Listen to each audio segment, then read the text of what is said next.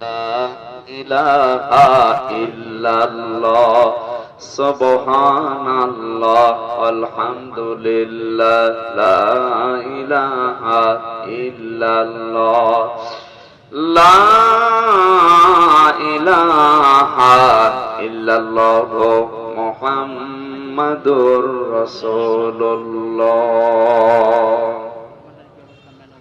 আজকের আমার তেলাওয়াতকৃত আয়াত, আমার আলোচনার বিষয় কে আমার বন্ধু। কি বললাম? আমার বন্ধু কে? কে আমার বন্ধু? আজকের আয়াত বলে দেবে ইনশাআল্লাহ। আমরা কোরআনের এই নির্দেশ মতো বন্ধু বানাবো। রাজি আছেন তো নাকি? ডিস্টার্ব যেন না হয়। এবার কারেন্টে আর দেবেন না, এভাবে জেনারেটর চলুক, দরকার আমি তেলের টাকা দিয়ে থাকি। ঠিক আছে না, বারবার ভুলে গেলে তো আবার হবে না। আমি তো বললাম না, গতানুগতিক কথা বলছি না। আমার ভাইরা তো তার দলের সন্তান আছে, তার যে সংগঠন, ওই সংগঠনের সন্তান আছে না, সে মারা যাচ্ছে, কিন্তু তার ওই ছেলে মেয়ের তো বসে নেই। ওরা তো চালিয়ে যাচ্ছে, ওরা বিশ্বজিৎকেও ছাড়ে না। তাহলে আপনি মরে গেলেন, কিন্তু আপনার যে সন্তানগুলো, এদেরকে আপনি কিভাবে কি করলেন? এরা যত কর্ম অকর্ম করবে, কি বললাম? কর্ম অকর্ম, যত কাজ কর্ম অকর্ম করে বেড়াবে, আপনি কবরে বসে বসে ফিলাক্সি লোড হয়ে একটু কিছু পাবেন। এজন্য নেককার সন্তান যারা রেখে যায় সাদগায়ে জারিয়া হিসাবে, গোনায়ে জারিয়া যে আছে, এটা আমরা অনেকে জানিও না, অনেকে গুরুত্বও দেয় না। আমার মনে হয় সাদগায়ে জারিয়ার চাইতে গোনায়ে জারিয়াটা সবচাইতে বিপজ্জনক। আর কবরে ওইটা আল্লাহ পৌঁছাবে। এখানে যারা ঘুমিয়ে আছে, হাজার হাজার মন বুকের ওপরে মাটি নিয়ে, আপনার চাইতে চেহারাও সুন্দর ছিল, যোগ্যতাও বেশি ছিল, অনেক কিছু ছিল, কিন্তু এখন আর কিচ্ছু নেই। এজন্য মানুষ যদি নিজেকে পরিবর্তন করতে চায়, মাঝে মাঝে সেজন্য কবরে যেয়ে একটু তাকায়, এখানেও আমার চাইতে বড় বড় মানুষ ঘুমিয়ে আছে। এদের আত্মার মাগফিরাত কামনা করার জন্য এলাকার মানুষেরা কোরআনের অনুষ্ঠান সাজিয়েছে। যদি মমতাজের গান দিত, ওরা তো কবরে সওয়াব পেতো। এখানে একটা একটা করে অক্ষর তেলাওয়াত হলে কমপক্ষে 10টা নেকি পাওয়া যাবে। আজকের আলোচনায় যতটুকু কথা বলবো, আল্লাহ যেন সাদগায়ে জারিয়া হিসাবে ওদের কবরে পৌঁছিয়ে শান্তি বৃদ্ধি করেন। জোরে বলেন আমিন। যারা এসেছি আমরা আজকে খুশি, কারণ আমরা জানি বাংলাদেশের মানুষেরা, মুসলিমরা ঈদের দিন আসলে এরকম খুশি হয়। ঈদের দিন আসলে খুশি হয় না? এলাকায় এখন একটা মিনি ঈদ লেগে গেছে। قل بفضل الله وبرحمته فبذلك فليفرحوا هو خير مما يجمعون। আল্লাহ পাক বলেন, নবী আপনি বলুন, দুনিয়ার মানুষ যা গেইন করে, যা অ্যাচিভ করে, যা অর্জন করে, যা পেয়ে আনন্দ করে, একটাও স্থায়ী না। যারা ক্ষমতা পেয়ে আনন্দ করছে, এটা স্থায়ী? বলেন না কেন? যারা টাকা পয়সার মালিক হয়ে আনন্দ করে, ওইটাও স্থায়ী না। যারা বেশি দিন বেঁচে থাকতে পারার কারণে আনন্দ করে, ওইটাও স্থায়ী না। পৃথিবীর কোনো কিছু স্থায়ী না। স্থায়ী একটা জিনিস, তার নাম কোরআনে কারীম, আমার আল্লাহর মুখের বাণী। এটা শুধু 200 বছর, 500 বছর, 1000 বছর পরে শেষ হয়ে যাবে না। কতদিন থাকবে? কিয়ামতের পরেও কোরআন শরীফ থাকবে। কিয়ামতের পরে জান্নাতি মানুষদের সামনে আটা জাল্লা যেটা তেলাওয়াত করে শোনাবে, তার নাম কি? বলেন না, করেন না। ওখানে কোন বাবার জীবনী শোনানো হবে কি? কোন পীর সাহেবের জীবনী পড়বে যে আমার পীর এরকম ছিল, আকাশ উড়ে যেত? ওখানে যেটা শোনানো হবে তার নাম কোরআন। ইয়াসিন আল কোরআনিল হাকিম ইন্নাকা লামিনাল মুরসালিন আলা সিরাতিম মুস্তাকিম। আল্লাহর কুদরতের এই কণ্ঠে জান্নাতের পরিবেশে এক একটি আয়াত তেলাওয়াত শুনতে সময় লাগবে 50,000 বছর। আল্লাহ নিজে অনুষ্ঠানে থাকবেন সভাপতি, বিশ্ব নবী হবেন প্রধান অতিথি, যারা জান্নাত পাবে তারা থাকবে শ্রোতা। পাইকারি হারে সবাই এখানে হয়তো এসে বসতে পারে, জান্নাতের ওই অনুষ্ঠানে শুধু জান্নাতি মানুষ ছাড়া আল্লাহ কাউকে বসতে দেবে না। হযরতে দাউদ নবী সূরা তাহা তেলাওয়াত করে অনুষ্ঠান উদ্বোধন করবেন, বিশ্ব নবী সূরা রহমান থেকে তেলাওয়াত করবেন, আর আমাদের মালিক যিনি মহান রব্বুল ইজ্জত ওয়াল জালাল, তার কুদরতের কণ্ঠ দিয়ে সূরা ইয়াসিন পড়ে বান্দাদেরকে শোনাবেন। মাহফিলের সভাপতি জনাব মাওলানা আবু বকর সিদ্দিককে আল্লাহ যেন ওই ময়দানে শ্রোতা হিসাবে একটু জায়গা বানিয়ে দেন, জোরে বলেন আমিন। কিয়ামতের পরে জান্নাতের ওই পরিবেশে যেটা তেলাওয়াত হবে তার নাম, জবান খোলে, কিছু জিন্দা ওলি বসে আছে, ও মুখ খোলে। আমি এখান থেকে যে শিক্ষাটা বের করতে চাই না, আমি আন্দাজে কোন কথা বলি না, আর গতানুগতিক কথাও বলি না। গতানুগতিক কথা তো আপনি শুনে আসতেছেন, আমরা যা বলবো গবেষণামূলক কিছু তথ্য এখান থেকে অন্তত ডেলিভারি দেবো, যেগুলো আপনি এর আগে শুনেছেন। কিন্তু এভাবে আজকের আমার তেলাওয়াতকৃত আয়াত আমার আলোচনার বিষয়, কে আমার বন্ধু। কি বললাম? আমার বন্ধু কে? কে আমার বন্ধু? আজকের আয়াত বলে দেবে ইনশাআল্লাহ। আমরা কোরআনের এই নির্দেশ মতো বন্ধু বানাবো, রাজি আছেন তো নাকি? ডিস্টার্ব যেন না হয়। এবার কারেন্টে আর দেবেন না, এভাবে জেনারেটর চলুক, দরকার আমি তেলের টাকা দিয়ে থাকি। ঠিক আছে না, বারবার ভুলে গেলে তো আবার হবে না। আমি তো বললাম না গতানুগতিক কথা বলছি না। আমার ভাইরা, এইটা প্রায় 5-7 মিনিট কথা বললাম, এর ভেতরে সামারাইজ করে আমি যে মেসেজটা দিতে চাই, কিয়ামতের পরে জান্নাতি মানুষদের সামনে আল্লাহ যেটা তেলাওয়াত করে তার কণ্ঠ দিয়ে শোনাবে তার নাম কোরআনে কারীম।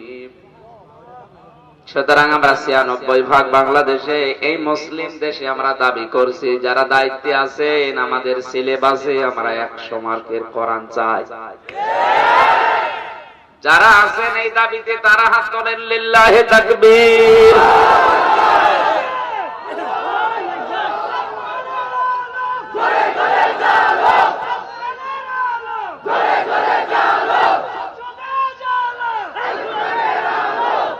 সংসদ পর্যন্ত যাবে না, সিলেবাসটা গেলে আমাদের আওয়াজ হয়তো পর্যন্ত পৌঁছাবে না, কিন্তু আরশ পর্যন্ত পৌঁছিয়ে গেছে। আল্লাহর নবী বলেন, নিজে যদি ভালো কাজ করতে না পারো, যে ভালো কাজ করে অন্তত পেছনে একটু ঠেলা দাও। মসজিদে নববীতে বিশ্বনবী বসে আছেন, হঠাৎ একটা ফকির ভিক্ষুক এসে বলে, হে রাসূল, আমি সারাদিনের না খাওয়া, দয়া করে আমারে খাবার দেন। নবীজি পকেটে হাত দিয়ে দেখলেন একটা দিরহাম আছে। পাশে বসেছিলেন হযরত ওমর, ডাক দিয়ে বলেন, ওমর আমি কি এই পয়সাটা দেব নাকি? নবীজিকে হযরত ওমর বললেন, হুজুর দিয়ে দেন। নবীজি দিয়ে দিলেন, লোকটা চলে গেল। হযরত ওমর বলেন, হে নবী, আমি যদি নিষেধ করতাম তাও আপনি দিতেন, কারণ ভালো কাজে আপনাকে মানা করে তো ঠেকানো যায় না। তা আপনি আমারে জিজ্ঞেস করতে গেলেন কেন? আল্লাহর নবী বলেন, ওমর, আল্লাহ আমাকে জানিয়েছে, মান জাবিল হাসানাতি ফালাহু আশরু আমসালিহা। কোন মানুষ যদি একটা ভালো কাজ করে, মহান আল্লাহ ওটাকে বাড়িয়ে 10 গুণ বৃদ্ধি করে দেয়। মাইয়াশফা শাফাআতান হাসানাতান ইয়াকুল লাহু নাসীবুম মিনহা ওয়া মাইয়াশফা শাফাআতান সাজ্জিয়াতান ইয়াকুল লাহু কিফলুম মিনহা ওয়া কানা আল্লাহু আলা কুল্লি শাইইন মুকিতা। সূরা নিসার 85 নম্বর আয়াতে আল্লাহ জানিয়েছেন, পৃথিবীতে কেউ যদি একটা ভালো কাজ করে আর কেউ যদি সুপারিশ করে, লোকটা কাজ করে যে সওয়াব পাবে ও সুপারিশ করে একই সওয়াব পাবে।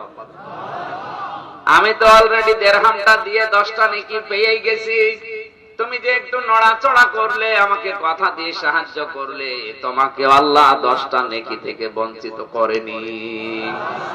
তোমার তো নেকি কামাই করার একটা পথ বের করে দিলাম। আমি প্রথমে যদি দিয়ে দিতাম তাহলে আমি একা পেতাম, তোমাকেও আমি শামিল করলাম। করিমগঞ্জবাসী আওয়াজ হয়তো জননী প্রধানমন্ত্রী পর্যন্ত যাবে না, আরশ পর্যন্ত গেলে আমরা খুশি। কিয়ামতের দিন যেন বলতে পারি, আল্লাহ আমি কিন্তু তোমার কোরআনের শিক্ষা ব্যবস্থার পক্ষে ছিলাম, যদিও আমার দাবি পূরণ হয়নি। কোরআনের শিক্ষা ব্যবস্থার পক্ষে হাত তুললেন, কিছু যদি আপনার জীবনে কবুল না হয়, এই ওসিলায় আল্লাহ আপনাকে মাফ করে দিতে পারে।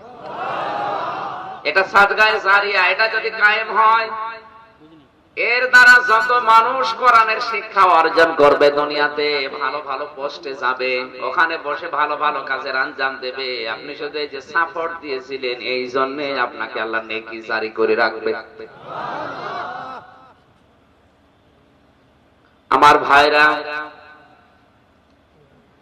কোরআনে কারিমের এই আওয়াজটা আমরা এই জন্য প্রথমে পয়েন্ট আকারে তুলেছি, মহান আল্লাহ যেন চর্ম চোখে এই 7টা পূরণ করার তৌফিক দেন, যেন দেখতে পারি সৌদি আরবের মতো শিক্ষা ব্যবস্থায় আল্লাহর কোরআন আর নবীর হাদিস চলছে।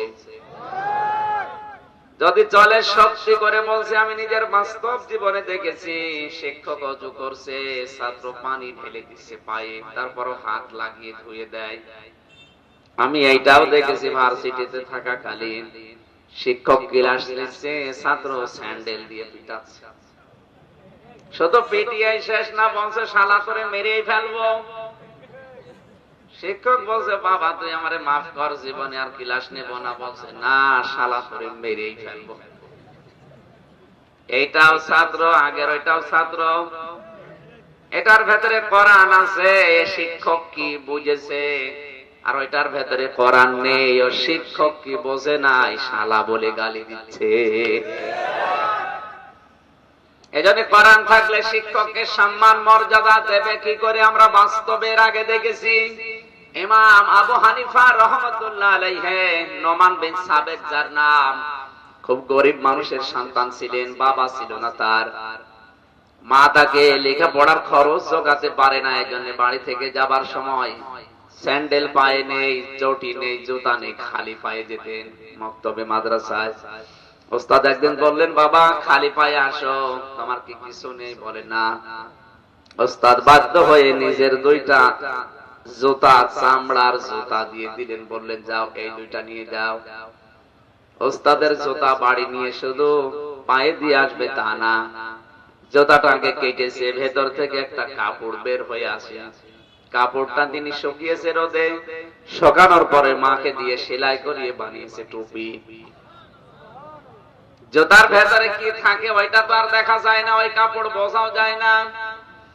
জুতার ওই ফেতা ভেতরে যে কাপড় ছিল ওটা সেলাই করে টুপি বানিয়ে যখন এসেছে, জিজ্ঞাসা করছে আজকেও খালি পায়ে কেন? রাগারাগি করে গরম দেয়। মন খারাপ হয়ে গেল ওস্তাদের। নোমান বিন সাবেত ডাকতে বললেন, শ্রদ্ধাভাজন স্যার বা ওস্তাদ, আপনি আন্দাজে রাগ করবেন না, আপনার পায়ে দেওয়া চটি আমি নিজে ছাত্র হয়ে পায়ে দেব, এটা মানায় না। এজন্য আপনার ওই জুতার ভেতরে যে কাপড় ছিল ওইটা আমি গরম পানি দিয়ে সিদ্ধ করে কাপড়টা বের করে রোদে শুকিয়ে আমার মাকে দিয়ে সেলাই করে টুপি বানিয়েছি। ওস্তাদের পায়ের জুতা পর্যন্ত সেলাই করে যারা টুপি বানাতে পারে, এদের ভেতরে কোরআন ছিল, কি ছিল? আর এই যে বিশ্ববিদ্যালয়ে ডক্টরেট করছে, অনার্স মাস্টার শেষ হয়ে এমফিল করছে, সেই ছেলেটা যদি ওস্তাদরে পিটায়, ওর ভেতরে সবচাইতে যেটা নেই তার নাম বলেন বলেন। একটা মানুষ হচ্ছে আর একটা জানোয়ার অলরেডি হয়েই গেছে। কিছুদিন পরেই ওই জানোয়ার এই চেয়ার পাবে। কথা বলেন না কেন? কিছুদিন পরেই দেখবেন ওই জানোয়ারে চেয়ার পেয়ে আলেমদেরকে তুচ্ছ তাচ্ছিল্য করে গালিগালাজ করবে, যেটা অলরেডি এখন বাংলাদেশের এক জেলাতে আরম্ভ হয়ে গেছে। আমি নাম নাই নিলাম না, দরকার এদের নাম নেওয়ার মতো যোগ্যতা আমার মুখে ওদের কাছে নেই। ওর যাতে বড় বড় ফেরাউনের নামই আমি নেই না, আরো তো ছোট বাচ্চা ফেরাউন। কারণ আমার মুখ দিয়ে ওদের নাম নিতে হলে ওদের যোগ্যতা লাগবে। সে যোগ্যতা ওরা হারিয়ে ফেলেছে আলেমদেরকে এরকম তুচ্ছ তাচ্ছিল্য করে ছোট করার কারণে। ইরফাইল্লাহুল্লাযীনা আমানু ওয়া ইয়াত্তাখিযা মিনকুম না ইরফাইল্লাহুল্লাযীনা বার রাফাআহুল্লাহু ইলাই। সূরা মুজাদালার ভেতরে আছে ইরফাইল্লাহুল্লাযীনা আমানু ওয়াল্লাযীনা উতুল ইলমা দারাজাত আল্লাহু বিমা তা'মালুনা খাবীর। আল্লাহ পাক বলেন পৃথিবীতে সম্মান মর্যাদা কাদের বাড়িয়ে দেই জানো? যে মানুষগুলো আল্লাহর প্রতি ঈমান আনে আর যাদের জ্ঞান আছে, ইলম আছে, তাদের মর্যাদা আমি আল্লাহ দিন দিন বাড়াতেই থাকি। শুধু দারাজাতুন না দারাজাত বহুবচন দিয়েছেন। দিন যত যাবে আলেমদের সম্মান আল্লাহ বাড়াতেই থাকবে। ও যদি আলেম হয় আর কোরআনের জ্ঞান যাদের ভেতরে নেই, যারা আলেম না, তাদের দিন যত যাবে তাদের প্রতি মানুষের ঘৃণা তত বাড়বে।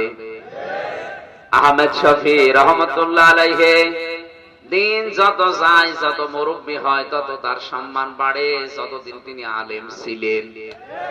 কথা বুঝতেছে? কিন্তু দিন যত যায় আমরা দেখি যাদের ভেতরে কোরআন নেই, আল্লাহ রাসূল নেই, ওদের প্রতি মানুষের ঘৃণা আরো বাড়ে। আর বাস্তবে সিলেটের সাবেক অর্থমন্ত্রী, বাস্তবে আপনি দেখেছেন ওনার ছেলে পর্যন্ত বাড়ি থেকে অলরেডি তাড়িয়েই দিয়েছিল যে না, আপনি আমার বাবাই না। আহমেদ শফির সন্তান যদি নাও থাকতো, এদেশের কোটি কোটি রুহানি সন্তান তাকে মরণ পর্যন্ত পালতো। এদের সম্মান কিসে আছে? মানুষ মনে করে চেয়ারের ভেতরে সম্মান। কোরআন জানিয়েছে এটা মিথ্যা কথা। আল্লাহুম্মা মালিকাল মুলকি তুতিল মুলকা মান তাশা ওয়া তানসিউল মুলকা মিম্মান তাশা ওয়া তুইজ্জু মান তাশা ওয়া তুযিল্লু মান তাশা বিয়াদিকাল খায়র। ইলা আখির আয়াত।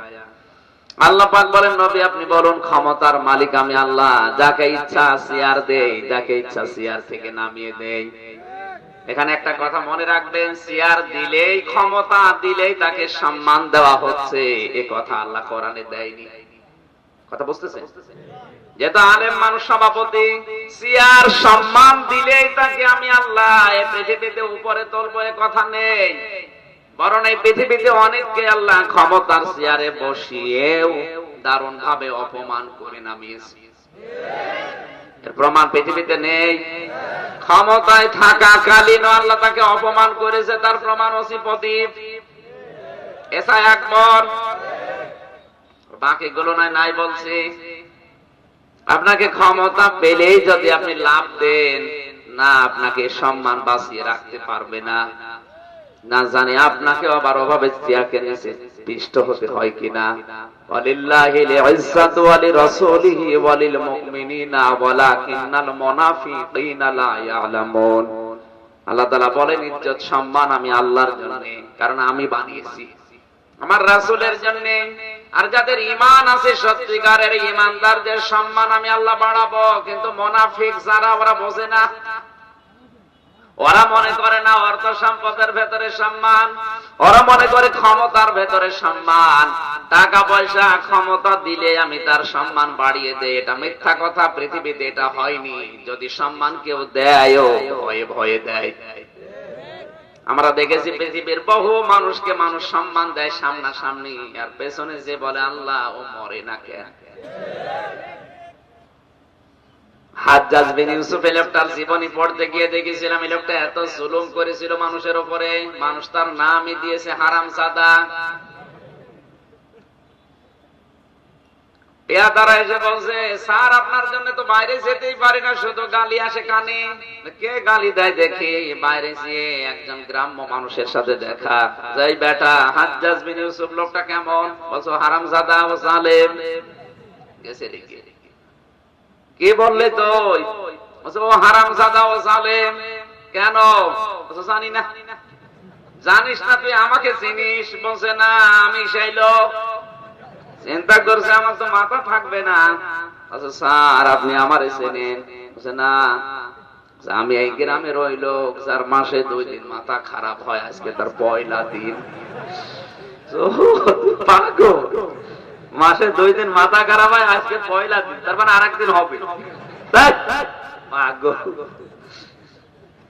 আজ আপনাকে সম্মান দিচ্ছে কোন কারণে আপনি টের পান? চেয়ার থেকে একটু উঠে দাঁড়ান তো দেখি, আপনার সম্মান কুকুরের মতো সম্মান আপনি পাবেন না। কাবা শরীফ তাওয়াফ করার পর উপর দিয়ে ঘুরছিলাম, হঠাৎ করে দেখি আমার পেটে ব্যথা। এক পুলিশকে ডাক দিয়ে বললাম, ভাই এতক্ষণ তো ভালোই ছিলাম, হঠাৎ পেটে ব্যথা উঠলো কোন কারণে? উনি ওনার ভাষা দিয়ে বলছে, ইয়া হাজিউল হুজ্জাতাইনা বিলাদুকা। ও হাজি, দেশ কোথায়? জি তুমি বাংলাদেশ।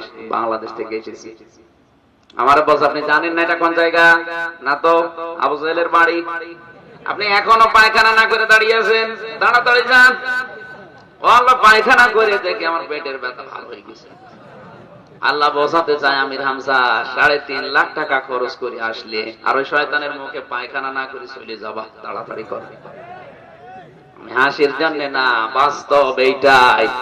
আবু জেহেল কিন্তু আমার মতো সাধারণ মানুষ ছিল না, ও ছিল দেশের রাষ্ট্রপতি। এই কথা বলেন কেন? তাও বাংলাদেশের মতো জায়গা নাই। এই দেশটা 14টা জোড়া দিলে যত বড় হবে সৌদি আরব একা এত বড়। এত মন করে দেখেছি, এই বাংলাদেশের মতো 14টা দেশের মতো এত বড় সৌদি আরবের দায়িত্বে থাকার পরে ওই লোকটা মারা গেলে ওর বাড়ি পর্যন্ত যদি আল্লাহ ইন্টারন্যাশনাল পায়খানা বানিয়ে দেয়, কোরআন এবং রাসূলের বিরুদ্ধে অবস্থান নেওয়ার কারণে। আজ যারা সিআর পেয়ে আল্লাহকে গালি দিচ্ছেন, রাসূলকে গালি দিচ্ছেন, আলেমদেরকে বিষদগার করছেন, আপনার নাম ওই দুনিয়ায় কেউ রাখবে না। চোখ বন্ধ হয়ে দেখো, আমাদের নবী, মানবতার মহান শিক্ষক মুহাম্মদুর রাসূলুল্লাহ সাল্লাল্লাহু আলাইহি ওয়াসাল্লামের প্রতি শুরু করার প্রাককালে আমি এই কথাটা স্মরণ করিয়ে দিতে চাই। আপনার সম্পর্ক পৃথিবীর যে কোনো আপনজনের সাথে ওই পর্যন্ত যতক্ষণ আপনার এই চোখ বন্ধ না হয়। চোখ বন্ধ হয়ে গেলে সব সম্পর্ক কাট হয়ে যাবে। সে যত বড় পীর সাহেব, এমনকি আপনার বাবার সাথেও আপনার কোনো সম্পর্ক আর নেই। কথা বুঝতেছে? ফালা আনসাবা বাইনাহুম, আল্লাহ তাআলা বলেন ফালা আনসাবা বাইনাহুম, নাসাবের বহুবচন আনসাব। মরণের পরে তার সব সম্পর্ক কাট হয়ে যাবে। ইয়াউমাইদি ওয়ালা ইয়াতাসাআলুন, এমনকি কেউ কারো সম্পর্কে কোনো প্রশ্ন করবে না। আজ আমি হয়তো এখানে এসেছি, গত বছর আগামী বছর যদি এখানে আসি, জিজ্ঞাসা করব যে মাওলানা, আজকে গত বছর সভাপতি ছিল সে মাওলানা আবু বকর সিদ্দিক কেমন আছে? এটা কোন পর্যন্ত? যতক্ষণ আমি জীবিত আছি। এই কথা বলেন না কেন? কিন্তু আমার চোখ বন্ধ হয়ে গেলে আবু বকর কেমন আছে এই কথা বলার মতো সেন্স আমার থাকবে না। কারণ আমার চিন্তা থাকবে যে আমার কি হবে, কিসের আবু বকর। ওনাকে তো জীবনে প্রথম দেখলাম, আমি আমার মায়ের কথা পর্যন্ত আমার মনে থাকবে না। তার প্রমাণ হযরত ঈসা নবী, উনি বলবে কিয়ামতে, আল্লাহ আমার মা মরিয়মের সাথে যা ভালো লাগে তোমার আচরণ করতে করো, কিন্তু তুমি আমাকে কিছু বলবা না, আমাকে বাঁচাও। ইব্রাহিম নবী বলবে, আল্লাহ আমার বাবা আজরের সাথে তোমার আচরণ কেমন হবে, আমি কিচ্ছু বলি না তোমাকে, তুমি অন্তত আমাকে বাঁচাও। তাফসীরে মাযহারিতে মুফাসসির লিখেছেন, এমনকি সন্তান অনেকে মায়ের পা ধরে 500 বছর পর্যন্ত পড়ে থাকবে। 500 বছর পরে মা সন্তানের মুখে লাথি দিয়ে বলবে, দুনিয়া আমার বিয়ে হয়নি। কিশোরগঞ্জবাসী যাদের মাথায় মগজ আছে তাকান, যে মা কন্দন করলে দৌড়িয়ে আসতো আপনার কাছে, রাত নেই দিন নেই, রাতে দিনে আপনাকে দুধ পান করিয়েছে, 2 বছর একাধারে ডেলিভারির মৃত্যু কষ্ট সহ্য করেছে। কথা বলেন ঠিক কিনা? অথচ আজকে আপনি বিপদে আছেন, একটা নেকি হলেই পার পেয়ে যাবেন। একটা নেকির কারণে 500 বছর পা ধরে থাকার পরও যদি বলে দুনিয়া আমার বিয়েই হয়নি, তোরে পাবো কোথায়? তাহলে আপনার পীর সাহেব কিয়ামতে আপনার সুপারিশ করবে, এটা কোথায় পেয়েছেন আমার তো মাথায় আসে না। কোরআন শরীফের কসম দিয়ে বলছে, আল্লাহর কসম বা কোরআনের কসম, কিয়ামতের দিন ফেরেশতারা না জাহান্নাম যখন চিৎকার মারবে, ইদা রাআতুহুম মিন মাকানিন বাঈদিন সামিউ লাহা তাগাজ্জুজা ওয়া সাফিরা, জাহান্নামের গর্জন যখন কিয়ামতের ময়দানে শুরু হবে, তখন নবীরা পর্যন্ত, রাসূলরা পর্যন্ত, ফেরেশতা পর্যন্ত দিশেহারা হয়ে পড়বে। সেই সময় অনেক পীর সাহেব বলবে, আল্লাহ আমি পীর ছিলাম না। একথা বলবে, ও বলবে আল্লাহ আমি পীর ছিলাম না, ও কিসের মুরিদ, ওরে আমি চিনি না, আমি আমারে বাঁচাও। নবী যদি বলে আমারে বাঁচাও, ঈসা নবী দাও, মুসা নবী, ইব্রাহিম নবী, পীর সাহেব বলবে যে আমার মুরিদ ছিল আবু বকর? কখনো। আরো বলবে আমি পীর ছিলাম না। কেউ যখন পরিচয় দিচ্ছে না, বাবা মা ভাই বোন স্ত্রী নবীরা পর্যন্ত না, শুধু একজন মানুষ পরিচয় দেওয়ার জন্য আওয়াজ দেবে, সব উম্মত ওদিকে তাকিয়ে ডান দিকে দেখবে একজন আওয়াজ দিচ্ছে, রব্বি হাবলি ইয়া উম্মতি। তিনি আর বলবেন আল্লাহ আমাকে বাঁচাও, তিনি বলবে আল্লাহ তুমি আমার উম্মতকে বাঁচাও। এই উম্মত কোন উম্মত? যারা বেপরদায় চলে, বলেন, যারা তাকে গালি দেয়, যারা বাবা খায়, ডাল খায়, এগুলো উম্মত না। কিয়ামতের দিন এই উম্মতের ব্যাপারে নবীজি কথা বলবেন না, বললেও আল্লাহ কবুল করবে না।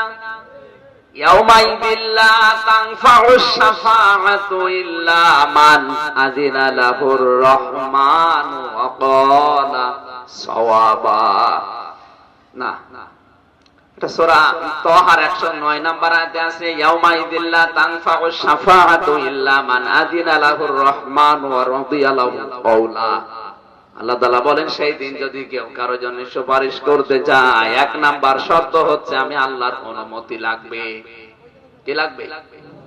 দুই নাম্বারে তার কথা শোনার মতো মন আমার থাকা লাগবে। আপনি যদি নবীজির কাছে সুপারিশ পেতে চান, আপনার কথাবার্তার উপরে আল্লাহ রাজি থাকে কিনা এটা আল্লাহ দেখবেন। দুই নাম্বারে বাস্তবতায় আপনার প্র্যাকটিক্যাল লাইফ যেটা 50, 60, 70 বছর কাটালেন, এই জীবনের উপরে আল্লাহ যদি রাজি থাকে, তাহলে আল্লাহর নবী সুপারিশ করলে ওইটা কাছে রাখবে। কথা বলছেন নি? আপনার জীবনটার উপরে আল্লাহর প্রথমে রাজি থাকা হবে। এমনকি আপনি যে কথাবার্তা বলেন, ওই কথার উপরও আল্লাহ রাজি থাকা লাগবে। আপনি মাইক পেলে নাগামহীন কথা বলেন, উল্টা পাল্টা ধারণা করেন মানুষকে নিয়ে, আপনার কথার উপরে তো মানুষই রাজি না, তা আল্লাহ রাজি কি করে? সুতরাং আপনি নবীর সুপারিশের যোগ্যতা হারিয়ে ফেলেছেন। কথা বুঝতেছেন? এরপরও যদি যারা মাথায় মগজ থাকার পরও না বুঝবেন ওগুলোর কপালে হেদায়েত নেই, ওগুলো আবু জেহেলের চাইতেও খারাপ হয়ে গেছে। কারণ ওদের কলবের উপরে আল্লাহ মোহর লাগিয়ে দিয়েছে, চোখের উপরে পর্দা দিয়েছে, কানের উপরে পর্দা লাগিয়েছে, ওদেরকে বললেও কিছু হবে না।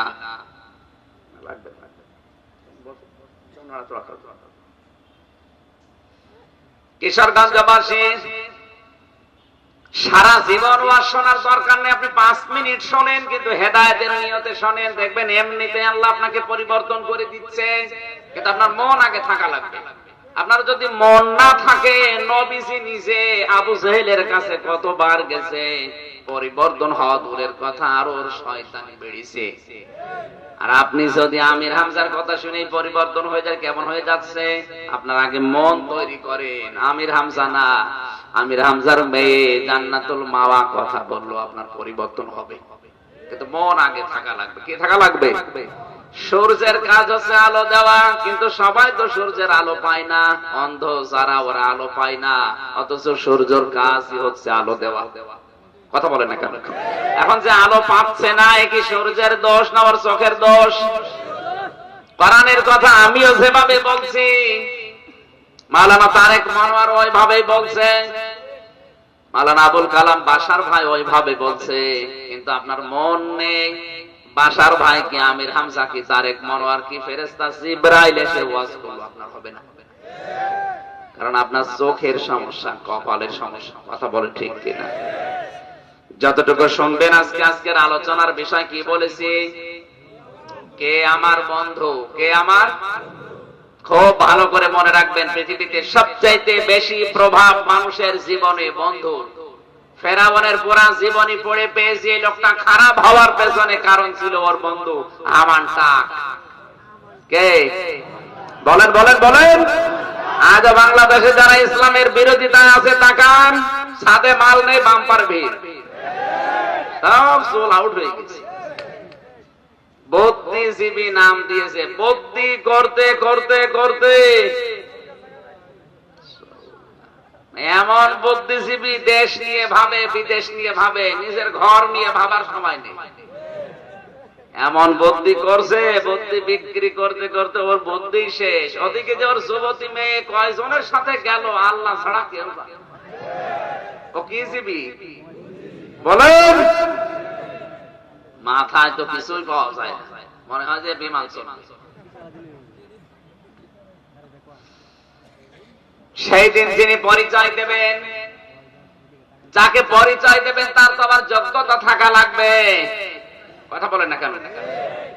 উনি যদি পরিচয় দেওয়ার জন্য হঠাৎ এদিকে তাকান, যেখানে মা বলছে আমার বিয়ে হয়নি, বাবা বলছে তোরে চিনি না, স্ত্রী বলবে কে আপনি, নবীরা পর্যন্ত বলছে আমরা জানি না, সেখানে যিনি পরিচয় দিচ্ছেন তিনি আমাদের নবী মুহাম্মাদুর রাসূলুল্লাহ। সুতরাং তার পরিচয়টা নিয়ে আপনি তো তার কাছে যাওয়ার পর্যন্ত যোগ্যতা অর্জন করবেন, কিছুই নেই, আপনি কাছে যাবেন কি করে? আপনার চিন্তার রেখা, চিন্তার যে দরজায় তালা লাগানো আছে খুলে ফেলেন তো। আল্লাহ পাক বলেন ওই দিন সঙ্গে সঙ্গে যখন পর্দা পড়ে যাবে, নবীজি বলবেন আল্লাহ এগুলো আমার উম্মত, আমারে সুপারিশ করার যোগ্যতা দাও, সুপারিশ করার জন্য আমাকে অনুমতি দাও। আওয়াজ দেবে হে রাসূল এগুলো আপনার উম্মত আমি জানি, কিন্তু আপনি দুনিয়া থেকে বিদায় নেওয়ার পর আপনার রেখে আসা ইসলাম এরা উল্টা পাল্টা করে ফেলেছিল। আর যেটা সবচেয়ে বেশি চলছে বাংলাদেশে, এক কথা বলছেন, এদেশে সবচাইতে বেশি চলে বানানো ইসলাম। ইসলামের আসল বিধানগুলো এদেশে এখন নেই, আসল বিধানগুলোকে সব উল্টিয়ে দিয়েছে। জিহাদের নাম আজ দিয়েছে জঙ্গি। ছোট্ট একটা তথ্য বলছি, কাদিয়ানি নাম শুনেছেন? পৃথিবীর যত আলেম আছে সবাই এক বাক্যে একমত, কাদিয়ানিরা কাফের। কারণ কি? ওরা কোরআন অস্বীকার করে না। 6666টি আয়াতের প্রত্যেকটা আয়াতই ওরা বেশি মানেও আমাদের মতো। কাদিয়ানীদের মসজিদও আছে, এই কথা বলেন না কেন? তো ভালোভাবে খেয়াল করে সূক্ষ্ম বিষয়টা, খালি একটা আয়াতের 4 ভাগের 1 ভাগ ওরা বিশ্বাসও করে না, মানেও না। সূরা আহজাবের 40 নম্বর আয়াত, মা কানা মুহাম্মাদুন আবা আহাদিম মির রিজালিকুম ওয়ালাকির রাসূলুল্লাহি ওয়া খাতামান নাবিয়্যিন। কত বড় আয়াত দেখেছেন? এখন আয়াত শেষ হয়নি, এত বড় একটা আয়াত। ওরা মা কানা মুহাম্মদ ঠিক আছে, আবা আহাদিম মির রিজালিকুম ঠিক আছে, ওয়ালাকির রাসূলুল্লাহ ঠিক আছে। মুহাম্মদ উনি দুনিয়ায় এসেছিলেন, উনি কোন অ্যাডাল্ট পুরুষের পিতা না, এটা মানি। উনি রাসূলুল্লাহ ছিলেন, এটাও মানি। খাতামান নাবিয়্যিন, তিনি শেষ নবী, এইটা আমরা মানিও না, বিশ্বাসও করি না। ওদের কাছে শেষ নবী হচ্ছে গোলাম আহমদ কাদিয়ানী। এই জন্য পৃথিবীর যত আলেম আছে সব এক বাক্যে একমত, ওরা কি? আরো জোরে জোরে বলেন। ওদের সাথে মেয়ে বিয়ে দেয়া, বলেন না কেন? ওরা কি পড়া কোরআন অস্বীকার করেছে? বলেন না কেন? একটা আয়াতের তাও 4 ভাগের মাত্র 1 ভাগ অস্বীকার করে, মানে না। এজন্য সবাই একমত। এখানে কেউ যদি বলে কাদিয়ানের মেয়ে বিয়ে হবে, করবেন, রাজি হবেন? শিয়ারা কাফের আমরা বলি কেন? ওরা কোরআন শরীফ অস্বীকার করেন। আমি বহু দেশে ঘুরেছি পৃথিবীতে, সবচেয়ে বেশি শিয়া যে দেশে ইরাকে। 4 বছর একাধারে ওই সমস্ত দেশে আমি ঘুরে দেখেছি, যেটা ওরা কোরআন অস্বীকার করে না। নবীজিকে অসম্মান ওরা করতে চায় না, শুধু একটা জায়গায় ওদের সাথে আমাদের মিল নেই। কুল মান কানা আদুওয়াল লিজিবরিল ফাইন্না নাযালাহু আলা কলবিকা বিইذনিল্লাহ মুসাদ্দিকাল লিমা বাইনা ইয়াদাইহি ওয়া হুদাও ওয়া বুশরা লিল মুমিনিন। সূরা বাকারার ৯৭ নম্বর আয়াত। আল্লাহ পাক বলেন, হে নবী আপনি বলুন, যারা জিবরাইলকে শত্রু মনে করে, কাকে? শিয়ারা জিবরাইলকে শত্রু মনে করে, এই কারণে ওদের ধারণা, ওদের বিশ্বাস ফেরেশতা জিবরাইল ওহী নিয়ে আলীর কাছে আসার কথা ভুল করে মুহাম্মদকে দিয়েছে। কথা বোঝার চেষ্টা করেন তো আপনি এখান থেকে। কোরআন শরীফ অবিশ্বাস করে না, কোরআন শরীফ মানি না, এ কথা বলে না, শুধু একটা আয়াতের কুল মান কানা আদুওয়াল লিজিবরিল, নবী আপনি বলুন যারা জিবরাইলকে শত্রু মনে করে, ওরা জিবরাইলকে শত্রু মনে করার কারণ কি?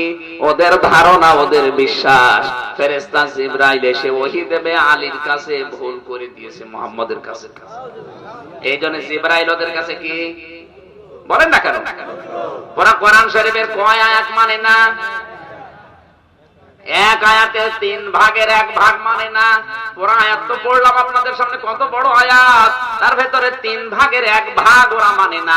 ওরা জানে যে নাজিল হয়েছে, এটা সত্য, এটা হেদায়েত প্রাপ্ত মুমিনদের জন্য সুসংবাদ, তাও মানে, কিন্তু জিবরাইল ফেরেশতাকে ওদের শত্রু মনে হয় কারণ ভুল করেছে।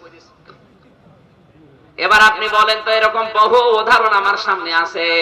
শিয়ারাজ কাফের আমরা শুধু এই কারণেই মনে করে ওরা আমাদের নবীকে মানে না, ওরা মানে আলীকে।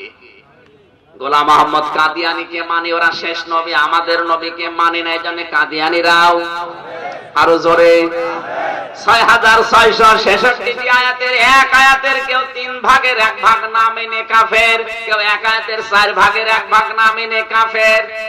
বাংলাদেশে জিহাদ শব্দটা কোরআন নিয়ে আসেন, 900 কমপক্ষে 903 জায়গায় ডাইরেক্ট আছে জিহাদ শব্দটা। 903 জায়গা যে লোকটা মানে না, ওই লোকটা তো কাফেরের বাপ। তো ওর সাথে ছেলে মেয়ে বিয়ে দেওয়া জায়েজ হয় কি করে? আর বিয়ে দিলেও তো বিয়ে হবে না, এই কথা বলা লাগবে। আপনি মনে করছেন না ওর নাম তো সুন্দর, নাম সুন্দর হলে হবে কি? ও তো আল্লাহর বিধান জিহাদকে জঙ্গি বানিয়েছে, আল্লাহর বিধান জিহাদকে সন্ত্রাস বলে আখ্যা দেয়। এমনকি জিহাদের বই পাওয়া গেছে কথা বলে অনেক মানুষকে রিমান্ডে দেয়। তাহলে ওর ঈমান থাকে কি করে? এবার যদি বলেন হুজুর আপনি কি বললেন, তাহলে আত্মীয় কি করব? কি করব মানে যা ভালো লাগে করে। ওর সাথে যদি আত্মীয়তা করে আপনি সংসার করতে চান, তাহলে কাদিয়ানীর মেয়েকেও বিয়ে আপনার করা লাগবে, শিয়াদের মেয়েকেও বিয়ে করা লাগবে। এই জায়গায় আপনি ঘৃণা করছেন, এরাও কোরআন মানে না, ও তো কোরআন মানছে না, ও জিহাদ শব্দ শুনলেই সন্ত্রাসী বলে, জঙ্গি বলে, এই কথা বলে না কেন? কত তোর গেল এবার বলে।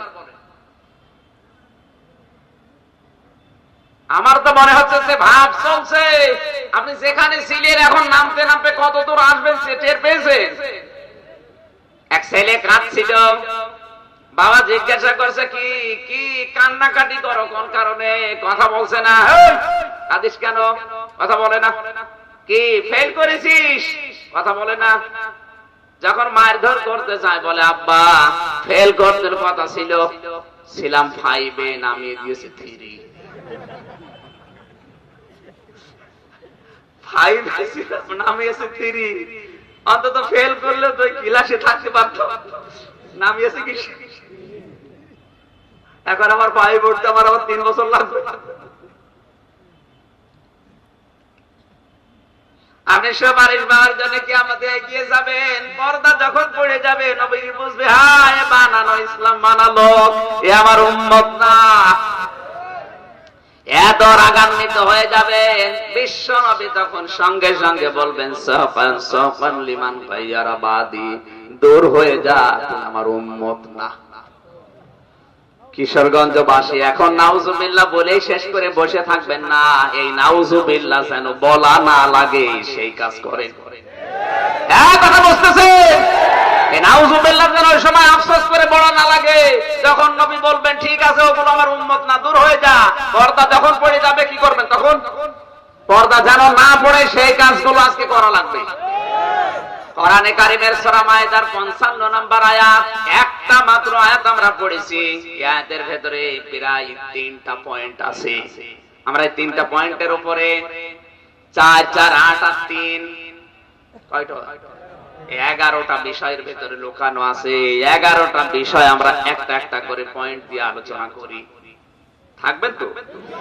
জবান খুলে পড়েন কোরআনের সোনালী আয়াত, আউযু বিল্লাহি মিনাশ শাইতানির রাজিম, বিসমিল্লাহির রহমান, একটু জিকির করেন সুবহান।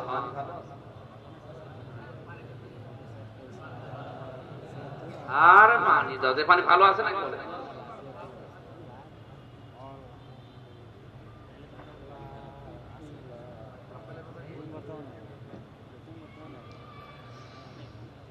ক্যামেরা ওপেন মানে ক্যামেরা বন্ধ করতে বললাম না? কথা শোনেন না কেন? বললাম তো যখন অনুমতি দেবো সেই সময় আসবে। এটা তো নিয়ে যেয়ে লিখবেন আমির হামজার সুন্দরী বউ। আমার বউ দেখেছেন আপনি? বউ আমার সুন্দরী, বউ খারাপ না, বউ আমার সুন্দরী। হ্যাঁ ওইটাই দেবে। দেখেন কালকে দেখবেন কিশোরগঞ্জের এই যে করিমগঞ্জে আমির হামজার সুন্দরী। ও আমার সত্যি বলছি সুন্দরী, আসলে সুন্দরী। কিন্তু আপনি যা লেখছেন ওই রকম ওই যে ভারতের শেষে নন্দিনীর মতো না, ওর চাইতেও সুন্দরী ইনশাআল্লাহ। আল্লাহু আকবার, কি পেয়েছে তাও মানে থাম্বনেল দেবে। এই ক্যামেরা গুলো বন্ধ করে দেন, দরকার নেই। খালি উল্টা পাল্টা জিনিস দেয়।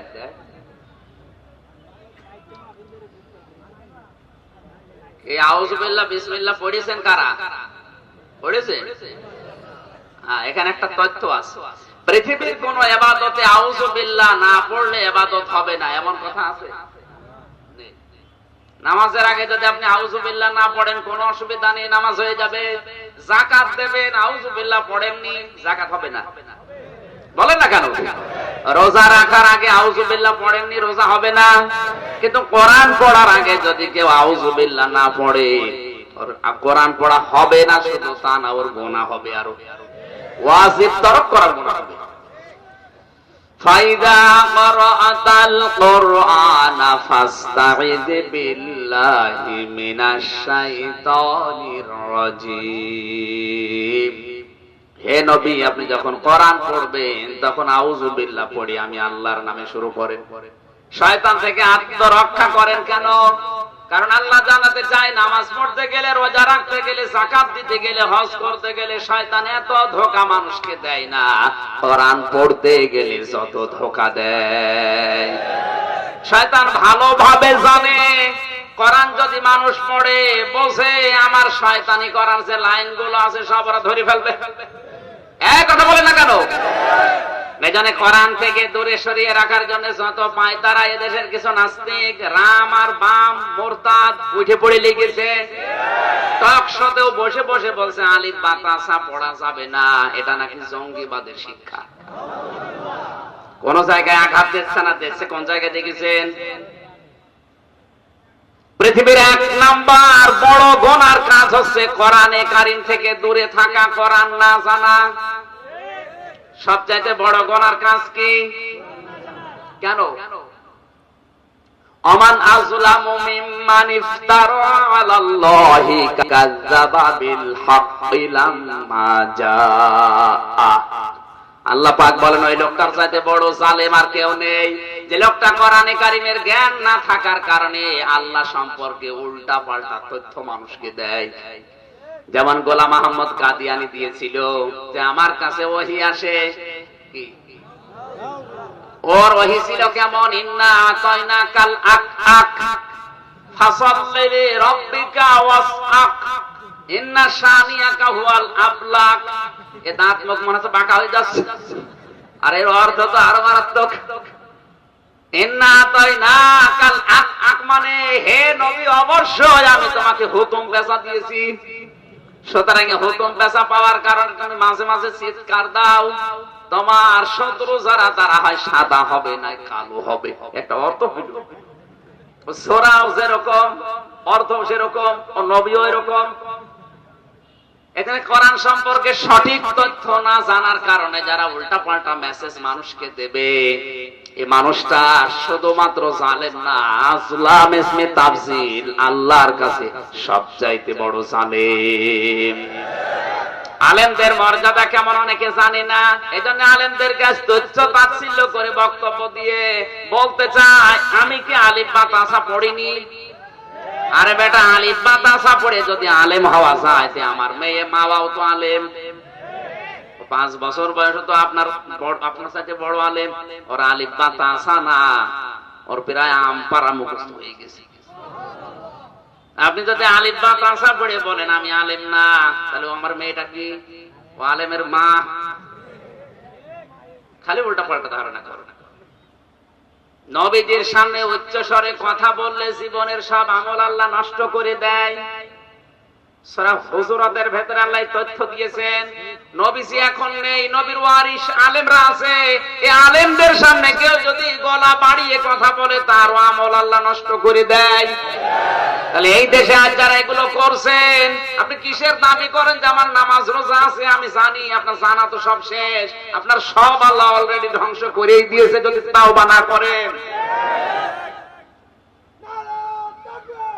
ঠিক আছে, কি বোঝাতে চাইলাম না বুঝেও যদি আপনি তাকবীর দেন, আপনার খবর আছে। কি বোঝাতে চাই বোঝেন? নবী এখন নেই, নবীর ওয়ারিসরা আছে।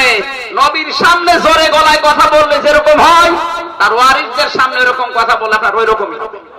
আর আমার তো ধারণা যদি আপনি নবী আজ থাকতো, নবীর সামনে আপনি ওই রকম কথা বলতেন।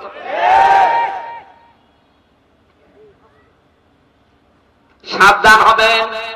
কোরআন সম্পর্কে আপনি জ্ঞান নেই, জানেন না, আন্দাজে ধারণা করে মানুষের ভেতরে বিভ্রান্ত ছড়িয়ে দেন। আপনার চাইতে বড় জালেম আল্লাহর কাছে আর কেউ নেই। এই জন্য পৃথিবীর 1 নাম্বার সওয়াবের কাজ হচ্ছে কোরআনের জ্ঞান অর্জন করা, আর 1 নাম্বার গুনার কাজ হচ্ছে কোরআনের জ্ঞান অর্জন না করা। পৃথিবীর কোন ইবাদতের জন্য শয়তান মানুষকে এত ধোঁকা দেয় না, কোরআনের কাছে আসলে যত ধোঁকা দেয়, যত ধোঁকা দিক। এই জন্য আমরা আগেই শয়তান থেকে আত্মরক্ষা করে নিলাম। করেছেন তো? জবান খুলে আপনি করে নেন, আউযু বিল্লাহি মিনাশ শাইতানির রাজিম, বিসমিল্লাহির রহমানির রহিম। ইন্নামা ওয়ালিয়ুকুমুল্লাহু ওয়া রাসূলুহু ওয়াল্লাযীনা আমানু। এই পর্যন্ত থাক। সূরা মায়েদা কোন সূরা? আমি বললাম না কিছু জিন্দাওয়ালি বসে আছে, জবান করেন না কোন কারণে? এটা একটা ক্লাস চলছে এখন, কোরআনের ক্লাস চলছে। কোন সূরা? মায়েদা মানে দস্তরখানা। মায়ে মানে কেউ যদি জান্নাতের হুরদের মোহর দিতে চায়, জান্নাতের হুরদের মোহর, এই সকিনা, খালেদা, বাকিটা আমি নাই বললাম। সকিনা খালেদার মোহর না, জান্নাতের হুরদের মোহর যদি কেউ শোধ দিতে চায়, তাকে 2টা কাজ করা লাগবে। 1 নম্বরে দস্তরখানায় বিছিয়ে যে খাবার পড়ে যায় ওইটা তুলে খাবেন, আর মসজিদে কোনো ময়লা যদি থাকে ওইটা তুলে ফেলে দেবেন। মসজিদের ময়লা ফেলবে শুধুমাত্র মুয়াজ্জিন আর খাদেম, আর আমি নবাবজাদা রাসূলুল্লাহ। 2 নম্বরে দস্তরখানা বিছিয়ে ভাত খাবার সিস্টেম এখন উঠে গেছে, কারণ এখন তো দস্তরখানা আর লাগে না, সব চেয়ার টেবিলে হয়ে গেছে। আল্লাহর নবী সারা জীবন খাবার খেতেন, গোলামের মতো বসে দস্তরখানায় খাবার খেতেন। এই কারণে যে জান্নাতের হুরদের যে মোহর আছে, এর মাধ্যমে আল্লাহ পরিশোধ করে দেয়। জান্নাত আপনি পাবেন কিনা এসে গ্যারান্টি নেই, আছে? অথচ এই ছোট্ট একটা আমলের মাধ্যমে অন্তত এই গ্যারান্টি পাওয়া যাচ্ছে যে কিয়ামতের দিন আল্লাহ আমারে জান্নাত না দিলে তো এই কথা নবী বলতেন না। এই আমলটা আজকে থেকে আরম্ভ করা যায় না? হ্যাঁ, শুরু কর। দস্তরখানা মায়েদা শব্দের শাব্দিক অর্থ তামাম দুনিয়াকে আমার আল্লাহ দস্তরখানা বানিয়ে দিয়েছে। বাংলাদেশকে তাকান, এটা কিন্তু একটা দস্তরখানায়। এক এক জেলায় এক এক রকম খাবার আল্লাহ বানিয়ে দিয়েছেন। আল্লাহ সূরা মায়েদার এই ৫৫ নম্বর আয়াতে আমরা ১১টা বিষয় আজকে আলোচনা করব। আল্লাহ বলেন, অবশ্যই আমি আল্লাহ তোমাদের বন্ধু। আমাদের বন্ধুকে ২ নম্বরে তোমাদের বন্ধু আমার রাসূল। ৩ নম্বরে তোমাদের বন্ধু এই পৃথিবীতে যারা ঈমানদার তারা। এবার একটা একটা করে আমরা আল্লাহর বন্ধু, রাসূলের বন্ধু, ঈমানদারের বন্ধু হওয়ার শর্তগুলো কোরআন থেকে শুনতে চাই। বন্ধু এই শব্দটা যে কত মারাত্মক শব্দ আর কত ঊর্ধ্বের শব্দ আমরা অনেকে এখনো টের পাইনি। আমি একজনের উদাহরণ দিয়েছিলাম, এই পৃথিবীতে সবচেয়ে বেশি প্রভাব মানুষের উপরে পড়ে বন্ধুর। এজন্য ভালো ছেলে অনেক সময় বাবা খায় ডাল খায় কার পাল্লায় পড়ে। বলেন বলেন, বন্ধু নির্বাচনে খুব সতর্ক থাকবেন। আলমারু মা মান আহাব্বা, দুনিয়াতে যে যার মহব্বত তৈরি করবে কিয়ামতের ময়দানে আল্লাহ তার সাথে তাকে তুলবে। মান আহাব্বা সুন্নতি ফাকাদ আহাব্বানি ওয়া মান আহাব্বানি কানা মাই ফিল জান্নাহ। দুনিয়াতে কেউ যদি আমি রাসূলকে ভালোবাসে, সে যেন আমার সুন্নতকে অনুসরণ করে ভালোবাসে। আমার সুন্নতকে ভালোবাসলে আমাকে ভালোবাসা হয়, আর আমাকে ভালোবাসলে কিয়ামতের দিন আমার সাথে এভাবে পাশাপাশি জান্নাতে থাকবে। আমাদের বন্ধু হওয়া দরকার। প্রথমে কার সাথে বন্ধুত্ব করবেন? কার সাথে? আল্লাহ পাক যার তার সাথে বন্ধুত্ব করেন না। এই পৃথিবীতে এখন ৭৫০ কোটির উপরে মানুষ, কিন্তু মাত্র ১৭৫ কোটি আল্লাহর বন্ধু। আল্লাহু ওয়ালিউল্লাযিনা আমানু, যারা ঈমান আনে আমি আল্লাহ নিজেই তাদের বন্ধু হয়ে যাই। আলা ইন্না আউলিয়া আল্লাহি লা খাউফুন আলাইহিম ওয়া লা হুম ইয়াহজানুন। আল্লাহ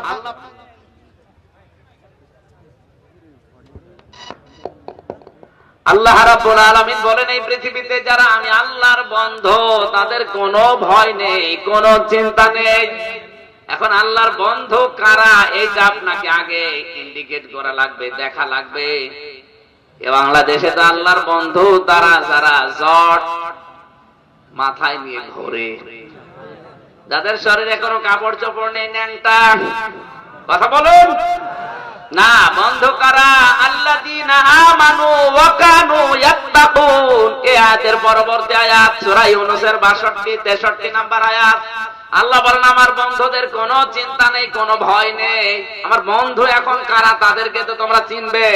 ১ নম্বরে যাদের ঈমান আছে। কি আছে? ২ নম্বরে যারা আল্লাহর অবাধ্য কাজগুলো শুধু ছেড়ে দেয় না, ঘৃণা করে ছেড়ে দেয়। এতদিন ঘুষ খেত, এখন ঈমান আনার কারণে আল্লাহর ভয় ওর ভেতরে এসেছে, এজন্য ঘুষ শুধু ছেড়ে দিয়েছে তা না, ঘুষ দেখলে পায়খানার মতো ঘৃণা করে। এরকম অফিসার দেশে নেই? আসতে বলেন। আমি ঝিনাইদহে একবার পেয়েছিলাম এক অফিসারকে।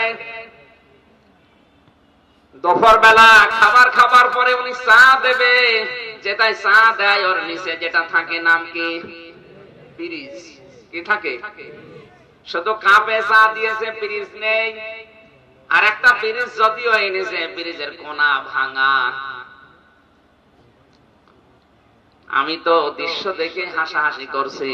আমারে বলছে, হুজুর কেন হাসেন? আমি বুঝতে পেরেছি আমাকে আল্লাহ যে পজিশন এখন দিয়েছে, আমি যদি ইচ্ছা করি প্রতিদিন কমপক্ষে লাখের উপরে টাকা উপায় করতে পারি, শুধু সই করে। শুধু সই করে আমি লাখের উপরে টাকা উপায় করতে পারি। কিন্তু আমাকে সরকার যে বেতন দেয়, এটা নিয়ে আমার 3টা ছেলে মেয়েকে লেখাপড়া করানো আর আমার মেয়ে বাসা ভাড়া দেওয়া, সব মিলিয়ে আমার মাসে বেশি টাকা থাকে না। আমি কাপের পিরিচ কিনবো কি দিয়ে? অনেক ঘুষ খেলে খেতে পারে, উনি যদি টাকা পয়সা অভাবে ঘোষের টাকাও ছেড়ে রাখে, সুদের মাধ্যমে টাকা বাড়তেও পারে না? কিন্তু যেদিন ঈমান এনেছে, ঈমান আনার পরেই সিদ্ধান্ত নিয়েছে আল্লাহর নিষিদ্ধ ছেড়ে দেব না, ঘৃণা করে ছেড়ে দেব। সুদ ঘুষ যেহেতু হারাম নিষিদ্ধ, আমি শুধু ছেড়ে দিয়েছি না, ওটা দেখলে পায়খানার মতো উনি ঘৃণা করে। এটার নাম হচ্ছে ওলি। এটার নাম কি? আল্লাহ জানে। আলা ইন্না আউলিয়া দিয়েছেন ওলির বহু বচন। আমরা ওলি চিন্তাই ভুল করি। ওলি হচ্ছে তারা যে মানুষগুলো আল্লাহকে বিশ্বাস করে আর আল্লাহর নিষিদ্ধ কাজগুলো ঘৃণা করে ছেড়ে দেয়। জোরে বলেন সুবহানাল্লাহ। এই ওলিরা বন্ধকার। বলেন বলেন। বাংলাদেশে একটা ভ্রান্ত ধারণা আছে, পীর সাহেবদেরকে মানুষ ওলি মনে করে না। ওলির আরবি আলাদা, পীরের আরবি আলাদা। বাস্তবে আমরা পীরের কাজও আলাদা দেখবেন, ওলির কাজও আলাদা। ওলি শব্দটাও আলাদা, পীর শব্দটাও আলাদা, ওদের কাজও আলাদা। কিন্তু আমাদের দেশে ভ্রান্ত ধারণা, পীর মানে ওলি। পীর মানে, কথা বুঝতেছেন? ওলির কাজ কি? ঈমান আনবে আর নিষিদ্ধ কাজগুলো কথা বলে না কেন? শুধু ছেড়ে দেবে না, শুধু ছেড়ে দেওয়ার নাম হচ্ছে খৌফ, ভয়। আর তাকওয়া শব্দের শাব্দিক অর্থ নিষিদ্ধ কাজ ঘৃণা করে ছেড়ে দিয়ে চলে আসে সমর্থ থাকার পরেও, এর নাম ওলি। তাকওয়া, এই শব্দটার আরবি ব্যাখ্যা হচ্ছে তাকওয়া। তাকওয়া যাদের ভেতরে নেই ওটা ওলি হতে পারে? আল্লাহ তো আর আগের আয়াতে ওলির পরিচয় দিচ্ছে। আর পীরের কাজ কি? পীর শব্দের শাব্দিক অর্থ হচ্ছে উস্তাদ, শিক্ষক, মুআল্লিম। কথা বুঝতেছেন? তাহলে পীরের কাজ আলাদা, ওলির কাজও আলাদা। পীর মানেই ওলি, পীর মানেই। আজ বাংলাদেশে কত ধরনের যে পীর আছে, সবই যদি ওলি হয়, যে আমরা কি ঘোড়ার ঘাস কাটছি? কত মানুষ মরে যাচ্ছে, মরে যাওয়ার আগে তো ওলি হয়েছে। যারা মরার আগে ওলি হতে পারেনি, মরে যাওয়ার পরে তাদের কবরকে আল্লাহর ওলির কবর বলে চালিয়ে দিচ্ছে। অথচ বাংলাদেশে কত কবর আছে যেখানে লাশ বলে কিছু নেই। কি আমি বেশি বললাম? আমার কুষ্টিয়ায় যে গোলাপ সার মাজার আছে, ওখানে আছে ঘোড়া সার মাজার, বিড়াল সার মাজার। ঘোড়া, ভেড়া, গরু সব মরে আল্লাহর ওলি হয়। আর আমরা কি করছি? আমি বানিয়ে বলছি না, সত্যি দেশে ঘোড়া সার মাজার আছে। এমনকি পায়খানা সার রহমতুল্লাহ বরিশাল থেকে ফরিদপুরের ওই লাইনে রাস্তার ধারে একটা কবরের মাজারের নাম আছে পায়খানা সার রহমতুল্লাহ। হয়তো কেউ পায়খানা একটু বেশি করেছে, ওই জায়গাটা উঁচা হয়ে গেছে, ওখানেই খবর দিয়ে লাল শালো টাঙিয়ে একটা সাইনবোর্ড দিয়েছে পায়খানা সার রহমতুল্লাহ। মানুষ ওর জন্য পাগল না, হুজুরকে পাগল হওয়া যাবে না।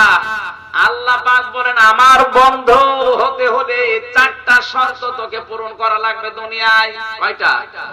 কারণ আল্লাহ পাক যার তার সাথে বন্ধুত্ব করে না। আল্লাহু ওয়ালিয়ুল্লাযীনা আমানু, যারা ঈমান আনে আমি আল্লাহ নিজে তাদের বন্ধু হয়ে যায়। এখন আমি যদি কারোর সাথে বন্ধুত্ব করি, আমার কি কাজ? ইখরিজুহুম মিনাজ যুলুমাতি ইলান নূর, তাকে দুনিয়ার যত অন্ধকারের পথ আছে ওই পথ থেকে বের করে আমি আলোর পথে নিয়ে আসি। আপনি আল্লাহর ওলি কিনা, আল্লাহর বন্ধু কিনা, আপনার ঈমান আছে কিনা আপনি প্রমাণ নেবেন যখন যত অন্ধকারের পথ থেকে বের হয়ে আলোর দিকে আসতে পারবেন। তাহলে বুঝবেন যে আপনার ঈমান আছে, আল্লাহ আপনাকে বন্ধু হিসাবে গ্রহণ করেছে। আমি আবার বলছি, আপনার যে ঈমান আছে, আপনি আল্লাহর ওলি কিনা, আল্লাহর বন্ধু কিনা প্রমাণ কি? ইখরিজুহুম, তিনি বের করেন তাদেরকে। এখানে বের করেন কে? ইখরিজুহুম, যারা গ্রামার মধ্যে জিজ্ঞাসা করেন ইখরিজুহুম এর ভেতরে কিন্তু ফাইল আছে। ইখরিজুহুম মিনাজ যুলুমাতি বহু বচন দিয়েছেন, ইলান নূর এক বচন দিয়েছেন। দুনিয়ায় যত অন্ধকারের পথ আছে, শিরিক, বেদাত, জুলুম, কুফর, মানুষের তৈরি করা আইন কানুন নিয়ম নীতি সবগুলাই জুলুমাতের ভেতরে শামিল। এখান থেকে বের হয়ে যারা একমাত্র পথ, একটা আলোর পথ, তার নাম ইসলাম, এই পথে যারা আসতে পারে তারা বিশ্বাস করবেন আপনার ঈমান আল্লাহর দরবারে গ্রহণ হয়েছে। বিপরীত দিকে চিন্তা করেন পরের আয়াতে, এটা সূরা বাকারা 3 নাম্বার পারার 2 নাম্বার পৃষ্ঠার 1 নাম্বার লাইনের 258 নাম্বার আয়াত। আল্লাহ পাক বলেন, আল্লাযীনা কাফারু ইউখরিজুনাহুম মিনান নূরি ইলাস যুলুমাত উলাইকা আসহাবুন নারি হুম ফিহা খালিদুন। যারা কাফের এই পৃথিবীতে তাদেরও কাজ আছে, তারা আল্লাহর ইসলাম থেকে, আলো থেকে মানুষকে বের করে অন্ধকারের দিকে নেওয়ার জন্য চেষ্টা চালায়। তার বাস্তব প্রমাণ কবির। এই কথা বলে না কেন? ওর যত কাজ সব ইসলামের বিরুদ্ধে। আমার মনে হয় জন্মই হয়েছে ইসলামের বিরুদ্ধে। কথা বলতে গেলে সেটা আপনার বিরুদ্ধে যায়। কোন কারণে? কারণ আপনি কাজ করেন। আল্লাযীনা কাফারু, যারা কাফের, ইখরিজুনাহুম, তারাও বের করে নিয়ে আসে মিনান নূরি ইলা যুলুমাত, ইসলাম থেকে কিভাবে বের করে অন্ধকারের পথগুলোর দিকে মানুষকে ঠেলে দেবে, এই কাজ তাদের। আল্লাহ বলেন, উলাইকা আসহাবুন নার, এরা জাহান্নামের অধিবাসী। তাহলে বাংলাদেশে যেই কয়জন আছে যারা ইসলাম থেকে মানুষকে দূরে সরিয়ে নিতে চায়, ইসলামে বাধা দেয়, এরা জাহান্নামী। ফতোয়া আমির হামজার। বলেন বলেন। আল্লাহর বন্ধুত্ব পাওয়া, আল্লাহর সাথে বন্ধুত্ব করা অত সহজ না। কেউ যদি আল্লাহকে বন্ধু হিসাবে পেতে চায়, শর্ত কয়টা? জোরে বলেন, আরো জোরে। 1 নম্বরে, আল্লাহ পাক যে চিঠি পাঠিয়েছে, আমরা একজনের সাথে বন্ধুত্ব করতে হলে মেসেজ পাঠাই, চিঠি পাঠাই, মোবাইলের মাধ্যমে, ইমোতে কথা বলি, মেসেঞ্জারে, হোয়াটসঅ্যাপে কথা বলে না কেন? আমার আল্লাহর ইমো, আল্লাহর মেসেঞ্জার, আল্লাহর হোয়াটসঅ্যাপ কি? বলুন। উনিও তো একটা চিঠি দিয়েছেন। আপনি আল্লাহর সাথে বন্ধুত্ব করতে হলে প্রথমে তার এই চিঠি পড়া লাগবে। শুধু পড়লেই হবে না, চিঠির ভেতরে তিনি কি বার্তা দিয়েছেন ওইটা আপনাকে বোঝা লাগবে। শুধু বার্তা বুঝে শেষ করবেন না, যা বলতে চাই চিঠিতে ওই অনুযায়ী আপনাকে প্র্যাকটিক্যাল লাইফে কাজ করা লাগবে। শুধু অতটুকুই। বন্ধু যদি চিঠিতে লিখেছে এই কথাগুলো তুমি অমক অমকের কাছে পৌঁছিয়ে দাও, তাহলে আপনার জীবন থাকতে ওই কাজটা দুনিয়ায় করা লাগবে। এখানে কোরআনের প্রথম শব্দ হচ্ছে পড়ো, ইকরা। কোরআনে আল্লাহ কোরআন পড়ার ব্যাপারে, আল্লাহর এই চিঠি পড়ার ব্যাপারে শব্দ দিয়েছেন আরবিতে 3টা। কয়টা? কোরআন পড়ার ব্যাপারে শব্দ কয়টা? কারাআ, রাতালা, তালাওয়া। কারাআ, রাতালা, তালাওয়া, এই 3টা শব্দের অভিধান দেখেন। এই 3টা শব্দের ভেতরে 4টা জিনিস লুকিয়ে আছে। কেউ যদি পড়তে চায় তাকে পড়া লাগবে শুদ্ধ করে। কেউ যদি পড়তে চায় তাহলে বুঝতে হবে ওই ভাষাটা। 3 নম্বরে, ওইটা শুধু বুঝলেই না, ওখানে যে জ্ঞানটা পাবেন ওই জ্ঞানটার উপরে আপনাকে আমল করা লাগবে। আমল মানে? বলেন না কেন? জোরে বলেন। আমল মানে? না, আপনি না বুঝলাম সামনে যাব না। আমল মানে কি? এখানে একটা বাস্তব শিক্ষা আমি দিতে চাই, যাদের ভ্রান্ত ধারণা আছে এটা মিটিয়ে ফেলবেন এখনই। আমি বুঝবেন তো আবার নাকি? নাকি বলবো না?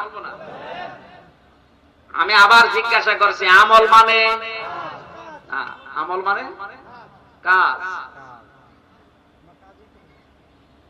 আপনি বারবার বলাচ্ছি, এর সামনে কিন্তু ঝামেলা আছে, এজন্য বলাচ্ছি। আমি আগে সবার মুখ থেকে জানতে চাই আমল মানে কি। সবাই একমত তো? এখন যদি আমি এই যে মৌলানা তো এই মৌলানাকে বলি এই স্টেজটা আপনি একটু মেপে দেন, উনি কি স্টেজ দাঁড়ির উপরে তুলে দেবে? কি করবে? ফিতা দিয়ে, গজ দিয়ে, দড়ি দিয়ে কি বলেন না কেন? এটা মিটার দিয়ে মাপলে বোঝা যাবে যে কয় ফিট বা কয় ফিট, বা এই স্টেজটা কয় বিঘা জমির উপরে আছে। তাহলে এটার মাপের এককের নাম হচ্ছে ফিতা, মিটার, গজ। এ পর্যন্ত বুঝেছেন তো? এখন যদি ওনারে বলি ভাই আপনি তেল মেপে দেন, ফিতা দিয়ে মাপবে? কি দিয়ে?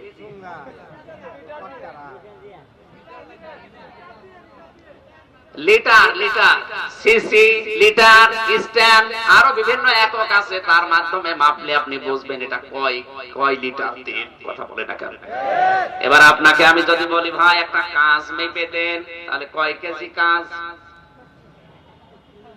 5 কেজি কাঁচ উনি দাঁড়ির উপরে তুলে দেবে যে 5 কেজি কাঁচ। কথা বলা লাগবে। আজ যে ভ্রান্ত ধারণাটা আছে, এই ধারণাটা কাটানোর জন্য আমি বলছি। আমি একটা একটা করে উদাহরণ দিলাম না, যে এই ঘরটা মাপতে হলে এর ফিতা লাগে, তেল মাপতে হলে, পানি মাপতে হলে মিটার লাগে, লিটার লাগে, সিসি লাগে, তাহলে কাঁচ মাপতে হলে দাঁড়িপাল্লা লাগবে। মিজান মানে কি?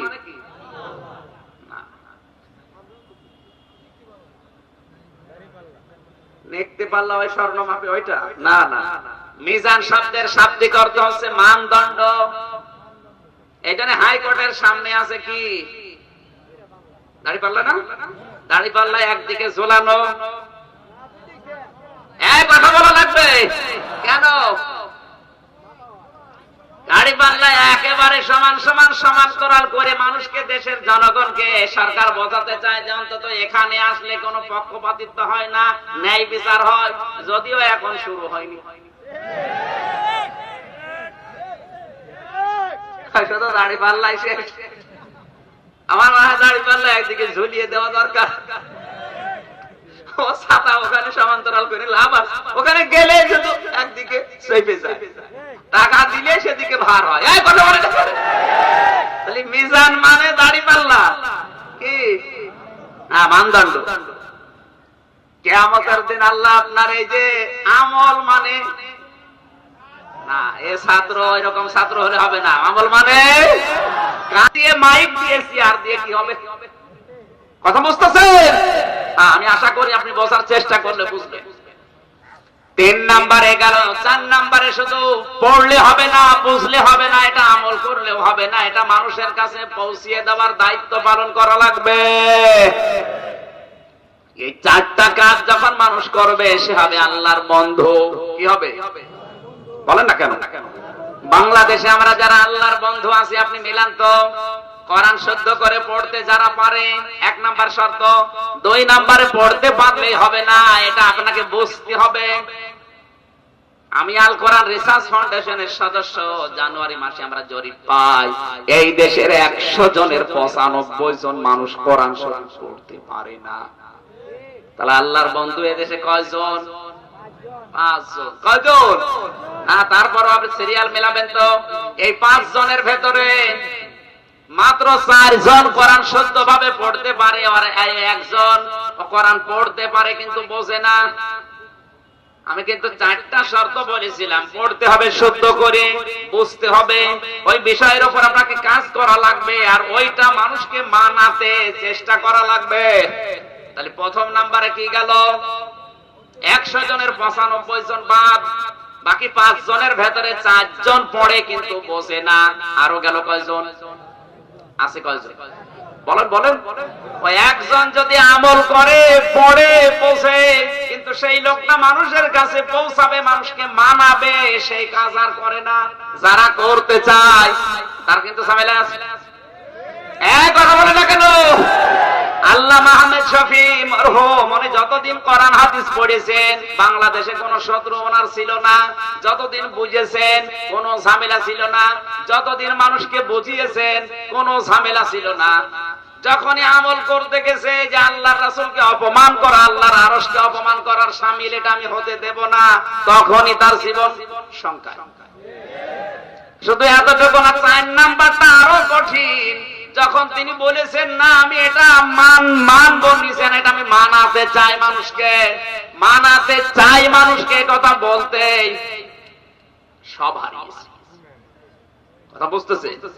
আল্লাহর বন্ধু হওয়ার শর্ত কয়টা বলেন? ইমাম আবু হানিফা রাহমাতুল্লাহ আলাইহি যতদিন কোরআন পড়েছিলেন, বুঝেছিলেন, মেনেছিলেন, সমস্যা ছিল না। যেই বলেছেন না এটা আমি জাতির মানুষকে মানাতে চাই, তখনই তিনি 8 বছর জেলে ছিলেন।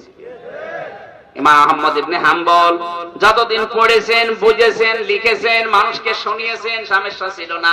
যখনই বলেছে এই কোরআনের উপরে চলা লাগবে, তখনই তিনি 42 দিন রিমান্ডে ছিলেন। ঠিক আজও আমাদের কোরআনের পাখির একই অবস্থা। যতদিন কোরআন প্রচার করেছে সমস্যা নেই, বুঝেছে, পড়েছে, যখন বলেছে না এটা আমি বাংলার 16 কোটি মানুষকে মানাতে চাই, তখনই তার উপরে বিপদ। আমি আমির হামজা যতদিন পড়বো, বসবো, মানুষকে শোনাবো, ঝামেলা নেই। যেই বলবো না এটা আমি মানুষকে মানাতে চাই, কারণ এটা আমি আল্লাহর সাথে বন্ধুত্ব করার শর্ত, তখন আমার পেছনে উল্টাপাল্টা জিনিস লাগবে। 2 নম্বরে আল্লাহর বন্ধু হওয়ার জন্য আল্লাহ ঘোষণা দিয়েছেন কাদের, কার নাম? রাসূলের। কার? রাসূলকে কেউ যদি বন্ধু হিসাবে পেতে চায় তাকে 4টা শর্ত পূরণ করা লাগবে। কোরআনে কারিমে আয়াতটা আছে 3 জায়গায়। সূরা বাকারায় আছে 1 জায়গায়, 2 জায়গায়। সূরা বাকারায় 2 জায়গায় 129 নম্বর আয়াত, 150 নম্বর আয়াত, 151।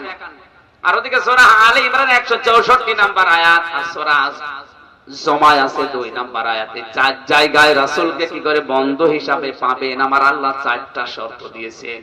3 নম্বরে তোমাদের বন্ধু হবে ঈমান যারা আনে তারা। ঈমান আনলেই বন্ধু হবে না, তাদের 3টা কাজ করা লাগবে। কয়টা? তাহলে বাংলাদেশে যে মানুষগুলো 3টা কাজ করে তারা ঈমানদারদের বন্ধু। আল্লাযীনা ইউকিমুনাস সালাতা, যারা নামাজ কায়েম করে, ওয়া ইউতুনাজ যাকাতা, যারা যাকাত আদায় করে, ওয়াহুম রাকিউন, আর রুকুকারীদের সাথে রুকু করে, তার মানে জামাতবদ্ধ হয়ে নামাজ আদায় করে। এই রুকু শব্দের আবার 9টা অর্থ। আযান হয়ে গেছে, 4টা বাজে। সুবহানাল্লাহ, আলহামদুলিল্লাহ।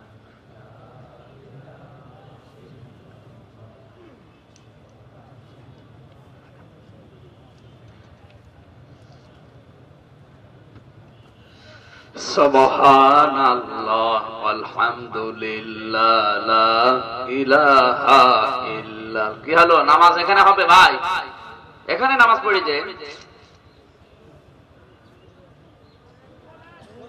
ওঠাউঠি করলে তো কথা ভুলে যাব। নামাজ এখানে পড়ে যায়, বসেন, এখানে বসে। ওযু করার জন্য 5 মিনিট সময় পাবেন, এখন বসে। আমরা রুকুর ব্যাখ্যা যে 9টা পেয়েছিলাম, রুকুর শব্দের শাব্দিক অর্থ হচ্ছে মাথা নত করা। রুকু মানে মাথা ঝোঁকানো। রুকু মানে কি বলেন? এই মাথা ঝোঁকানো লাগবে মানুষ হিসাবে, বান্দা হিসাবে। কার সামনে? মালিকের সামনে। বান্দা হিসাবে না, আপনাদের আর মনে নেই। আল্লাহুম্মা আমিন। রব্বানা আতিনা ফিদ দুনিয়া হাসানা ওয়া ফিল আখিরাতি হাসানা ওয়া কিনা আযাবান নার ওয়াদখিলনাল জান্নাতা মা'আল আবরার ইয়া আজিজ ইয়া গফফার ইয়া রাব্বাল আলামিন। আল্লাহ তাআলা তোমার কোরআনের একটা আয়াত বোঝানোর জন্য চেষ্টা করেছিলাম, যতটুকু পেরেছি বুঝিয়েছি। তুমি এই বোঝ আমাদের জীবনে তৌফিক দাও মেনে নেওয়ার। কোরআনের এই আয়াত অনুযায়ী চলার সুযোগ দাও। সওয়াবগুলো নবীজির রওজায় পৌঁছিয়ে দাও। দুনিয়ার মাটির নিচে যারা ঘুমিয়ে গেল এদেরকে তুমি মাফ করে দাও। মা বাপ যারা হারিয়ে ফেলেছে আল্লাহ মা বাপকে ক্ষমা করো। মাহফিলের আয়োজন করতে গিয়ে তোমার যে বান্দাগুলো শ্রম দিয়েছে, এই যুবকদেরকে যে মা পেটে নিয়েছে আল্লাহ তুমি খাদিজাতুল কুবরার মতো বানিয়ে দাও। সম্মানিত সভাপতি, সহজ সরল ভাষায় বলার তৌফিক দাও। তোমাকে নিয়ে, তোমার রাসূলকে নিয়ে, কোরআন নিয়ে আলেমদেরকে নিয়ে যে ষড়যন্ত্র নাস্তিক বেঈমানের আরম্ভ করেছে আল্লাহ এদের উচিত শিক্ষা দাও। আমার মেয়েটা অসুস্থ, ফারিহা জান্নাত, আল্লাহ তুমি তাকে শেফায়ে কামিলা আজলা নসিব করো। সম্মানিত মা বোনদের পক্ষে আল্লাহ অনেকগুলো কথা ছিল, কিছু বলতে পারলাম না। তুমি মা বোনদেরকে ফাতেমার মতো, আয়েশার মতো বানিয়ে দাও। এই কবরস্থানে যত মানুষ ঘুমিয়ে আছে, কোরআনের ইজ্জতে এদেরকে তুমি কিয়ামত পর্যন্ত মাফ করে দাও। এই কবরে আসার আগে তুমি সামানা জোগাড় করার তৌফিক দাও। আগামীতে এই মাহফিলটা কোরআনের জন্য আরো বিশাল করে কবুল করে নাও।